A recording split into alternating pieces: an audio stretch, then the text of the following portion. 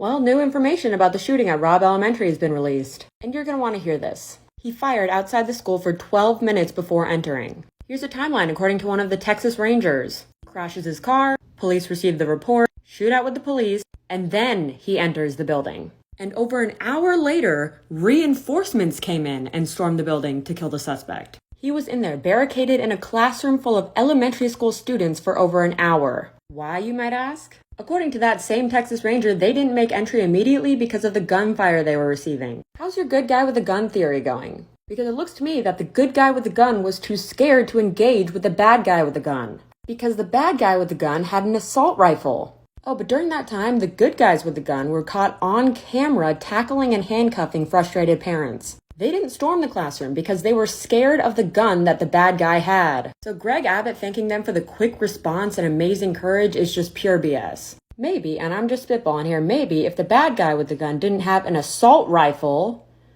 he wouldn't be able to shoot his way into an elementary school. And I hear a lot of people saying, oh, if he didn't have a gun, he would have just used his car or a knife. The car argument, automatically invalid. Car was in a ditch. And so was the knife argument. If he didn't have access to assault rifles and had to use a knife, that means the cops wouldn't have been fired at with semi-automatic weapons. And in theory, would have been able to take him down before he entered the school. But no, they were busy hiding from the bad guy who purchased the assault rifle legally. And stop with that whole narrative of you shouldn't be politicizing this, because you're just parroting what Republican politicians are saying. The same politicians who are going to speak at a political event for the NRA this weekend. Which, by the way, the NRA has banned weapons from. Wonder why? And hate to break it to you, but if you're against banning assault rifles, logic and common sense dictates that you're pro-death.